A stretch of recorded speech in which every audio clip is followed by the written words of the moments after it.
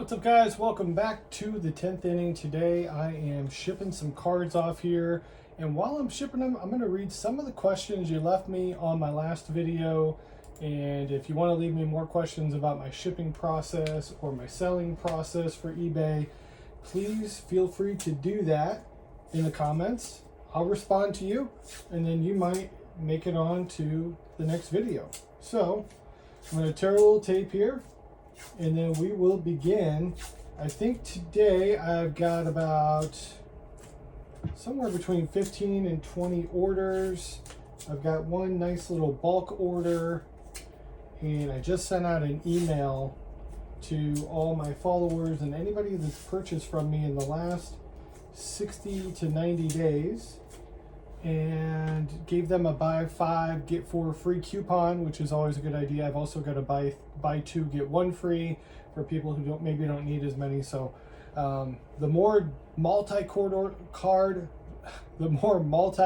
orders I can get, the better off I'll be. So let's start here with this 1999 2000 Skybox Impact Grant Hill. This card sold for $1.50. And it is making its way out to New York. This one shipped off. While I'm doing that, my first question I'll read to you here is, can I ask you what label printer you use? I'm amazed that the card folks out here, the cards that folks are buying out here, some I never thought would be of interest, and I have many of those to get rid of.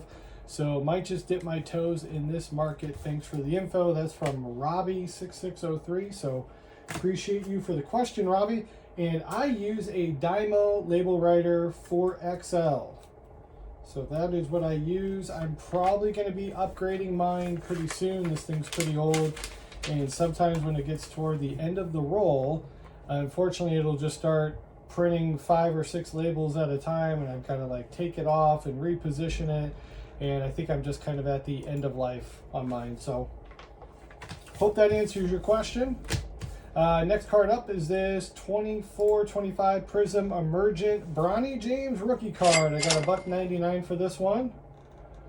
And I'm not a big LeBronny James fan. Called him Bronny James.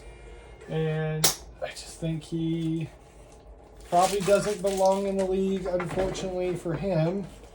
He's got a lot to live up to, but if you look at like his splits and his shooting percentage and things like that, I often scratch my head and think, you know, a guy like Mac McClung can't even scratch the surface of the NBA, and he's just destroying it in the D League, and you got Bronny James on a roster taking up space. I don't get it from a basketball perspective. So next up, I've got a Donruss Optic Hollow Jalen Waddle rookie card. This one sold for $2.27.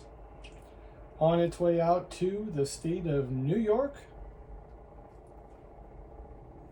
And while this printing, I'm going to get to my second question of the day. So this one came from the Ultimate Daily Motivation. He asked, where do you source most of your inventory? So that's a great question. So essentially I source my inventory 3 different ways. Number one, I will source it by going and attending card shows locally, and sometimes I'll do the big national card shows. I tend to find those are a little bit more overpriced, but locally would be the first.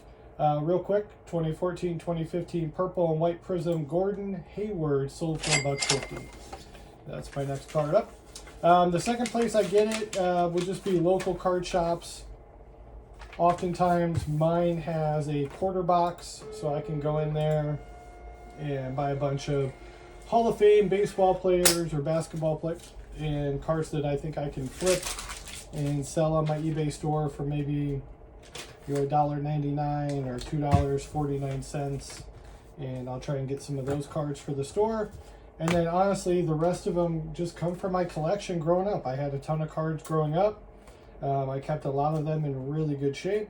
And now I'm just kind of flipping them and passing them on to the next one. So there's that. 2017 Topps Update rookie card, Alex Bregman, the new Chicago Cub.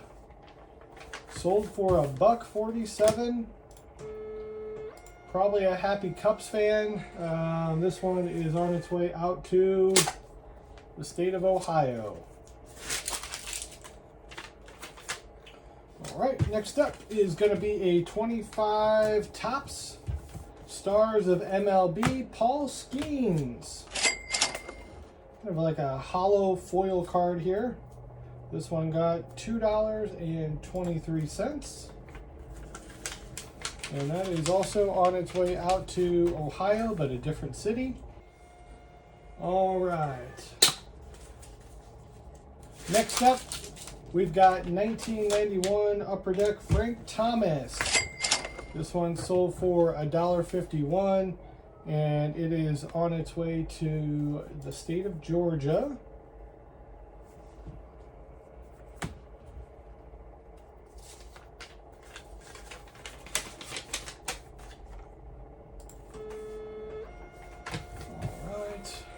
Sorry, just trying to get organized here real quick and filter through some more questions at the same time.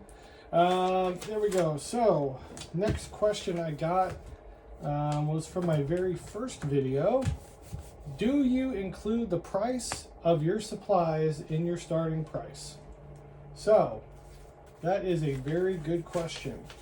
And the answer to that is I do now, but a lot of my listings from a year ago or 2 years ago that have just been sitting in my store, I did not include the price of that. So I'm now having to go back, pull down those listings. I'm doing it in bulk and then relisting them to make sure that I'm see, there's the label printer geeking out on me. It just printed 2 for no reason at all. So I told you it happens, and I'm not even halfway through the roll, so I'll probably adjust it real quick. So anyway, my COGS, cost of goods sold, I estimate to be about 12 cents. So in the grand scheme of things, I do like to add that into my price and factor that in when I'm listing cards. And I do accept offers and I put discounts on cards. So sometimes it'll fall below that. But yeah, I try to work that in on the front end, and I'm trying to correct that issue to make sure I'm not losing money. So there we go. Let's see if that makes a difference. Next up is this 2013 NBA Hoops Max Strus autograph through the mail Hoops card. Got $5 for this one. I sent him 3 cards. He autographed them all. This one, the Hoops is kind of a plain Jane card. I had him sign a Prism and a rookie card as well. So I kept those 2 and sold one. And hopefully this will make somebody happy and they get a nice cheap Max Strus hand-signed card. So next up is 2017-2018 Don Ross rated rookie Josh Hart. Got $1.99 for this, and it's on its way to the state of Pennsylvania.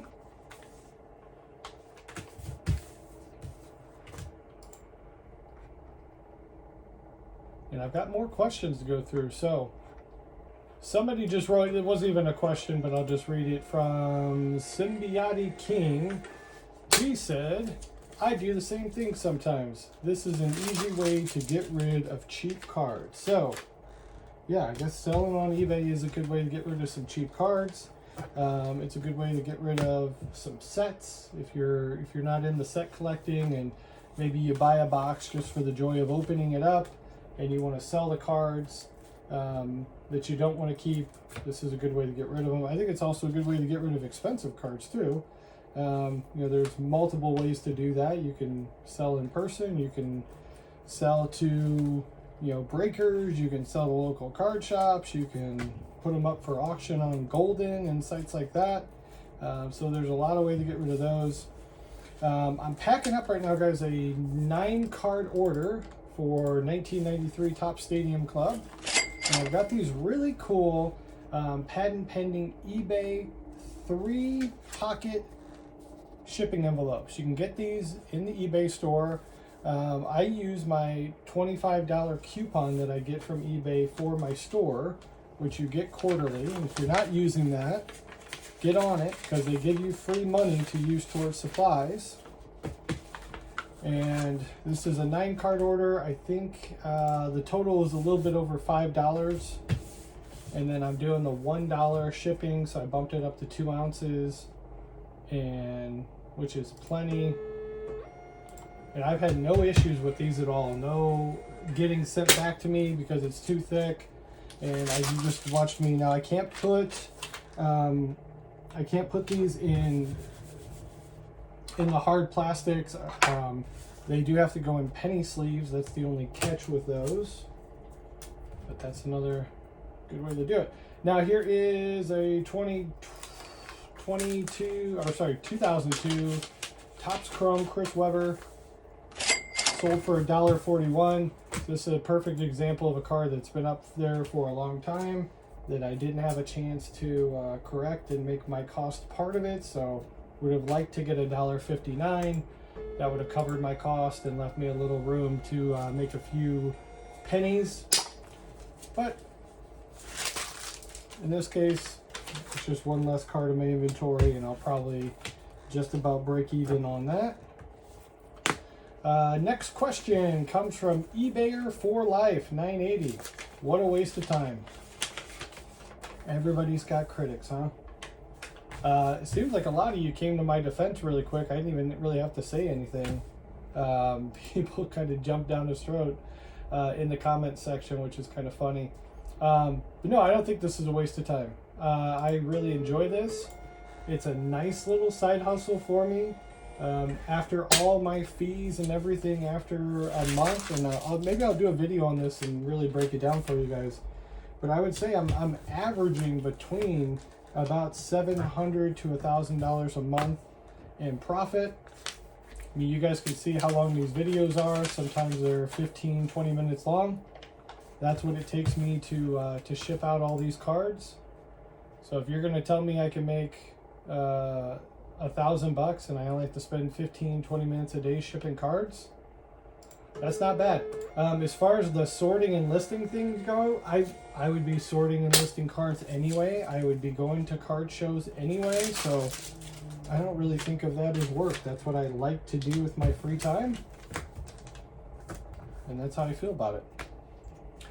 Next up here is, I know I kind of skipped one on you guys as we were talking, but 2017 Don Ross Rob Gronkowski, sold for $1.83, and on its way to Anacoco, Louisiana.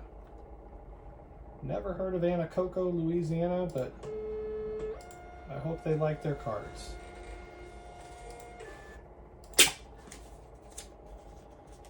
Looks like I got a little bit out of order on my listings here, so I'm going to quickly pull up my next two, which should be 1994 Game Day, Robert Delfino. This card sold for $1.59. And this is a newer listing. So the way I do it is, I know I want to get $1.59. I want people to get a deal and be happy with their purchase. I also got to make sure I'm covering my cost of goods sold. So the card gets listed for $1.99. I've got a 20% off on all items on my store, which knocks it down to $1.59. And that's how I get to the price that I want to be at, while also giving you guys a great deal at the same time. 2003-2004 Fleer Tradition Crystal, numbered to 125, Marcus Banks, sold for $3, and is the first of two back-to-back Celtics players. And that is the last one I read, was the last question of the day, so I've got one card left. So again, guys, if you have questions, drop them in the comments. Happy to answer any questions you have, and give you guys as much advice as I can as well. This is a 96-97 Topps Finest reprint with the coating, Dave Cowens, sold for $4.50 on its way to New York. And that is going to wrap up all of my cards to ship out today. Hopefully you guys enjoyed this episode. I'll probably be back with another one today or tomorrow when I get some more orders. I'll start, usually when I get to about 15 or 20, I'll pop these in. So these are probably about 36 hours worth of orders. And there we have it. So out the door today, heading to the homes. And thanks for watching, guys. I will see you on the next video.